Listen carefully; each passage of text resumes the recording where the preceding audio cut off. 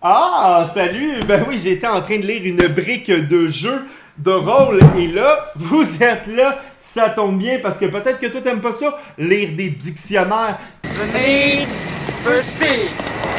Aujourd'hui à la chaîne YouTube Le Monde de Perrault, on voit mon top 10 des meilleurs jeux de société se déroulant en bas de 30 minutes. Sans perdre un instant, voici le top 10!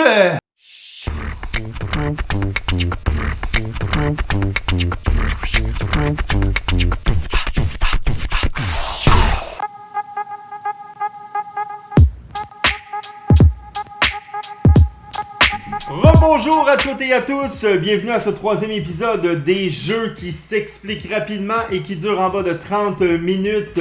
Mais juste avant la vidéo, je veux te rappeler que si tu ne veux rien manquer de ma chaîne YouTube, abonne-toi immédiatement et fais un petit pouce en l'air, ça m'encourage beaucoup à poursuivre l'aventure évidemment.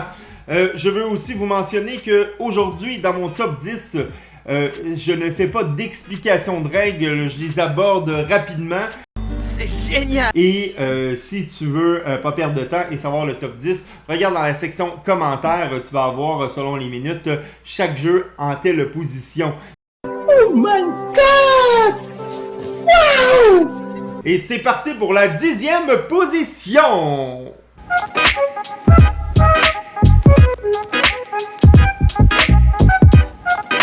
Ma 10e position est 5 Minute Dungeon, où les gens sont stressés parce que à l'aide de notre cellulaire, il y a une application pour ce jeu-là qui sert de chrono avec de la petite musique. Are you ready for an epic adventure?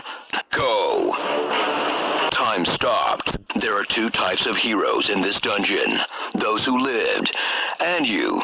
On lance des cartes sur la table et on a des personnages. Ok, ninja, un voleur, barbare, bref, il y a 10 personnages, 10 possibilités de personnages. On doit battre des monstres ridicules, les cartes sont drôles, les blagues sont drôles. Et quand on joue, là, on fait juste comme regarder, ok, j'ai besoin d'une flèche, j'ai besoin d'une flèche, j'ai besoin d'un épée, j'ai besoin d'un épée. C'est le chaos et c'est ce que j'ai aimé. C'est 5 minutes chronométrées.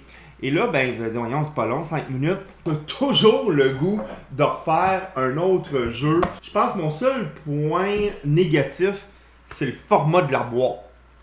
Maudit que ça se range mal dans une bibliothèque de jeux. Mais à part ça, là, je l'ai fait essayer à des ados, je l'ai fait essayer à des adultes. C'est le genre de jeu que tu sors quand le monde commence à être un peu là, endormi. Puis je suis fatigué. Je le sais que les gens vont vouloir rejouer. Ils vont être excités. C'est un jeu de coopération. On est tout le monde ensemble. Putain. Pour justement battre les vilains. J'ai déjà joué 11 parties de suite. Donc 5 Minute Dungeon, je le recommande. Ma 10e position, un jeu avec lequel j'ai eu beaucoup de plaisir.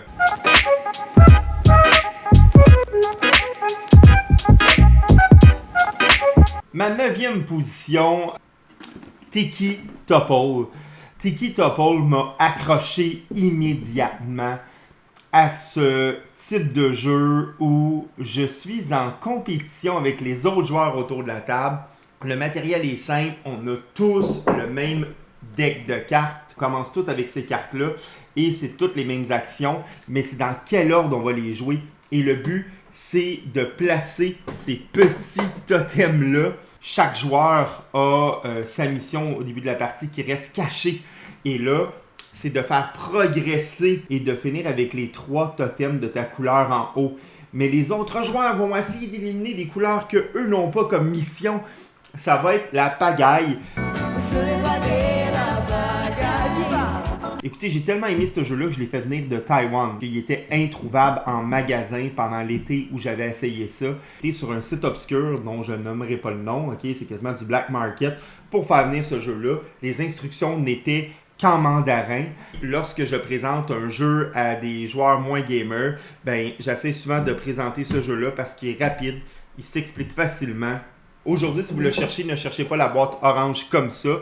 Ils ont fait une nouvelle édition. Que si vous allez en magasin, demandez Tiki Topple, mon numéro 9.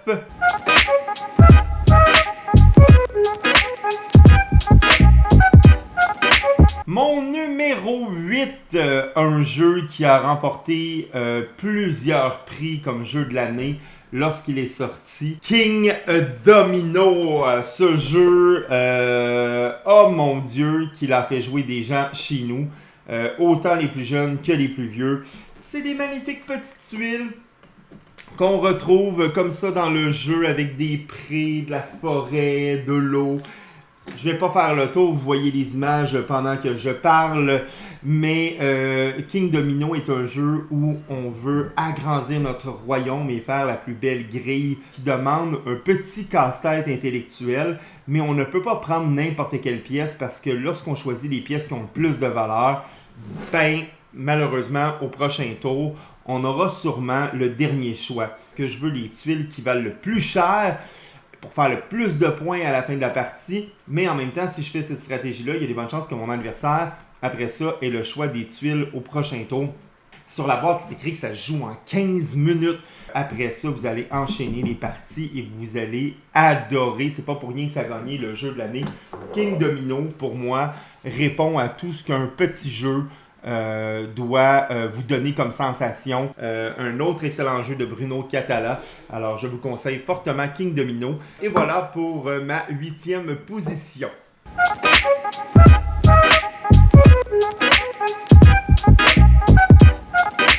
En 7e position, un petit jeu qui rentre dans un petit sac de velours. Ok. Et oui, vous m'avez vu venir, c'est le jeu Love Letter. Donc, Love Letter, c'est un jeu de cartes. Très peu de cartes et de matériel dans ce jeu-là. C'est un jeu pas très cher. Et là, je parle de Love Letter, le jeu de base. Alors, il y a des petits cubes rouges et le but de l'histoire est tout à fait ridicule. Vous devez aller porter une lettre d'amour à la princesse et donc avoir la carte de la princesse avec vous. Mais attention, il y a des gens qui vont essayer de vous éliminer sur le passage. Restez le dernier survivant autour de la table et de jouer des cartes qui vont vous avantager et éliminer votre adversaire. Mais pourquoi ne m'aimes-tu pas? Chaque manche que vous gagnez, vous remportez un petit cube rouge. Ma femme a joué à ça à l'urgence pendant qu'elle attendait à l'hôpital. On a joué à ça au Mexique sur le bar d'un bar, hein, c'est le cas de le dire. C'est logique. Ça s'emmène partout, en voyage, en camping. Ça joue en fin de soirée, en début de soirée, en milieu de journée. Love Letter, ça m'a procuré beaucoup de plaisir à moi et à ma famille, ainsi qu'aux gens qui ont joué avec moi dans une soirée. Alors, c'était ma 7e position.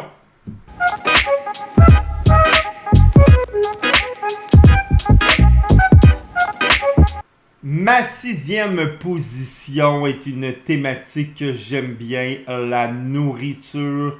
Et quelle nourriture je préfère?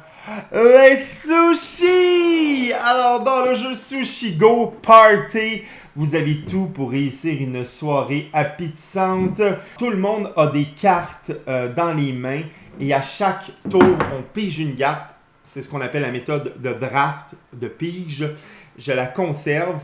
Et là, tout le monde va jouer cette carte-là en même temps. Et ensuite, on donne notre paquet à la personne à notre droite. Et ça continue comme ça tout au long de la partie jusqu'à temps qu'on n'ait plus de cartes. On fait ça à 3 reprises en 3 rondes. Comme but de faire les belles assiettes de sushi avec des combos de cartes. Alors, j'ai besoin de 2 crevettes tempura pour me donner 5 points. Je vais me prendre une petite soupe miso. Est-ce qu'il y a d'autres gens qui mangent de soupe miso autour de moi? Non. D'accord, alors je fais 3 points. Les règlements sont simples. Ça va bien. Il n'y a pas personne à qui j'ai présenté ce jeu-là, surtout des joueurs débutants qui ont fait « c'était plate, j'ai pas aimé ça ». À mon école, quand j'explique ça à des élèves sur l'heure du dîner, ils ont tous trippé. Les adultes en raffolent aussi. Et ce qui est le fun dans la méthode de draft, c'est qu'on n'a pas besoin d'attendre autour de la table que le 8e joueur ait joué avant de revenir à nous. On dépose tout le monde notre carte en même temps. Alors que tu sois 3 ou 8 joueurs, le temps reste sensiblement le même là, pour une durée d'une partie.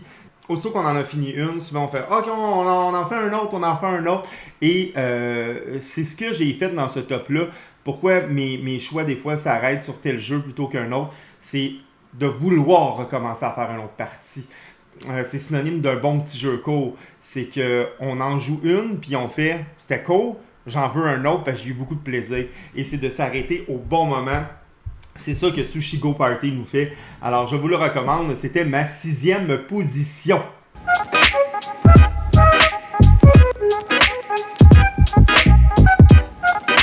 En 5e position, on coupe des têtes. On veut devenir le prochain chef de France. J'ai nommé le jeu Guillotine sur la Révolution française. Guillotine, un jeu qui était tellement difficile à avoir que j'ai été obligé d'acheter un jeu sur l'histoire de France en anglais. Quelle indignité. Heureusement, maintenant, il est revenu sur les tablettes en français. Vous êtes lors de la Révolution française et vous avez 12 personnages devant tout simplement la guillotine et vous êtes le bourreau. Qui seront les personnages qui vont se faire couper la tête? Et à chaque fois que c'est votre tour, la tête que vous coupez peut valoir différentes valeurs. C'est sûr que si vous coupez la tête de la martyre ou du fou du roi, ça n'aura jamais autant de valeur que Marie-Antoinette ou Louis XVI.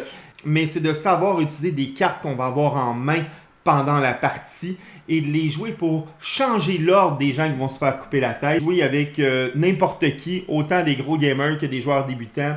Je pense que le bon nombre de joueurs pour jouer à ça et avoir du plaisir, c'est minimum 4. 2, je trouve ça très peu. 4 ou 5 personnes, là, c'est le bon nombre pour jouer à Guillotine. Je vous conseille ce jeu qui est ma 5e position.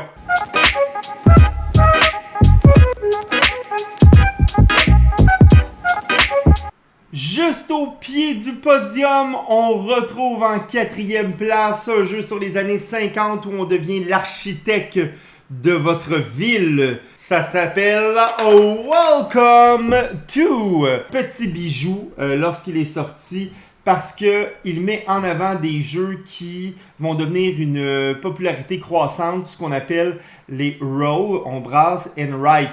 Dans ce jeu-là, il n'y a pas de dés, mais c'est bien des cartes qu'on va tourner et on va devoir cocher sur notre petite feuille, hein, il y en a un paquet là, à l'intérieur de la boîte, et de configurer notre ville. Est-ce que je mets sur cette rue-là des maisons avec des piscines? Et là, on doit insérer des adresses à l'aide des numéros sur les cartes et faire des combos avec des actions sur les autres cartes d'en haut. On se bat pour réaliser des îlots de terrain pour faire des points avant d'autres personnes autour de la table. Pas de limite de joueurs. Écoutez, j'ai déjà joué avec une centaine de joueurs. Là, il y avait eu une rencontre.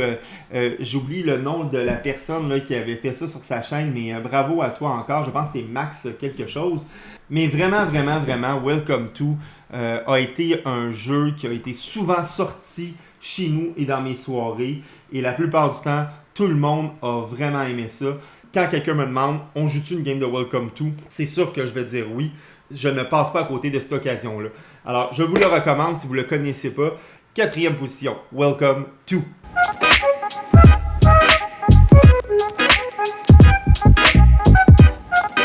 En 3e position, notre médaille de bronze, Draftosaurus. Donc, un jeu où on draft, hein, c'est pas pour rien, où on pige des dinosaures et on doit les placer dans notre enclos, notre Jurassic Park. Je joue.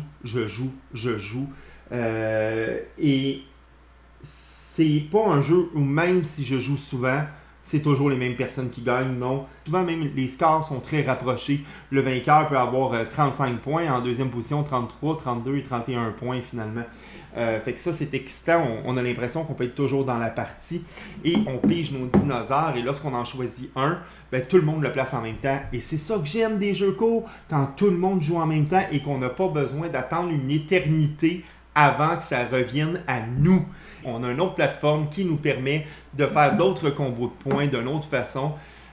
J'aurais aimé par contre que le deuxième côté soit quand même plus différent que le premier. Je trouve qu'il y a quand même beaucoup de ressemblances. Un jeu qui fait ce qu'il a à faire, qui est très efficace. Bravo, Draftosaurus, tu mérites ma médaille de bronze. 3e position de ton côté.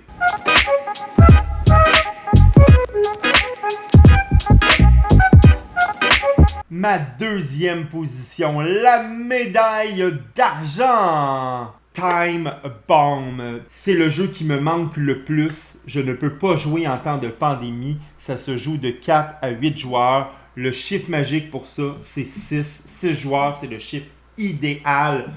On est des gentils d'un côté qui veulent désamorcer une bombe. De l'autre côté, on est les terroristes, les méchants de Moriarty qui veulent installer la bombe et faire sauter Big Ben.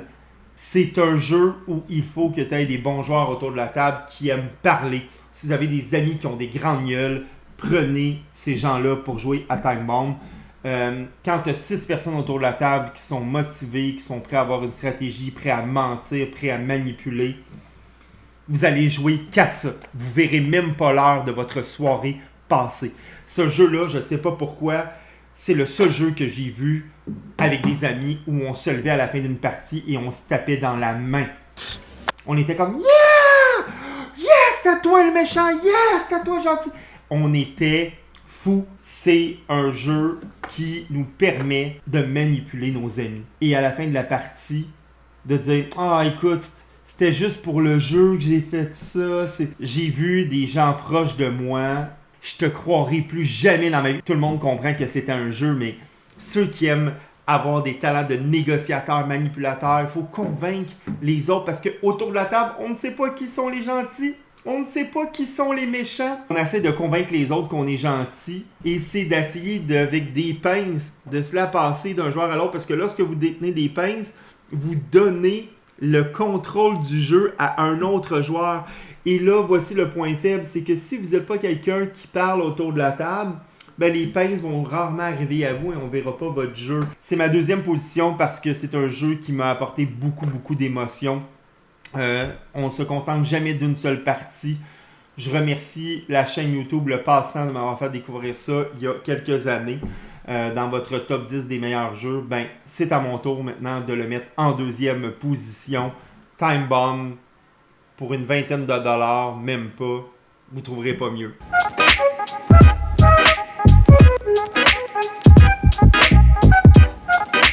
Guns Shams Clever. En français, très futé. Très futé. Un jeu de roll and write. Tantôt, je parlais de Welcome to. Écoutez, j'ai tellement aimé ce jeu-là qu'un de mes amis qui arrivait de l'Europe, il avait sorti ça lors d'une soirée, puis j'ai regardé ça de façon très sceptique en disant « Je veux juste dire qu'à chaque fois que j'ai présenté ce jeu-là à quelqu'un, 2 jours plus tard, cette personne-là rentrait en communication avec moi et me disait « Hey, en passant, j'ai acheté très futé. » Il n'y a pas personne qui n'a pas aimé ce jeu-là.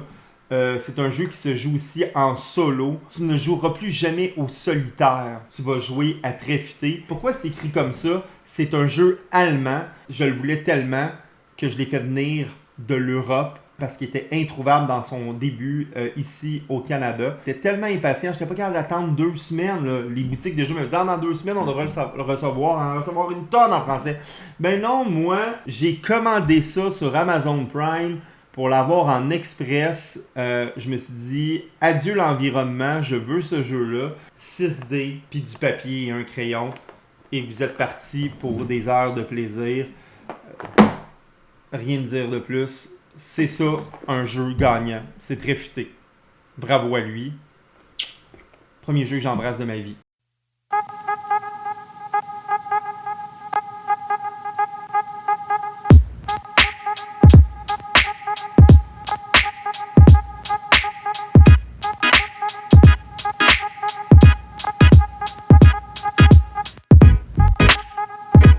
Voilà, c'est déjà la fin de ce vidéo. Alors, quel jeu manque dans mon top 10 selon vous? Écrivez-le en commentaire. Je vous dis merci d'avoir été à l'écoute et à la prochaine!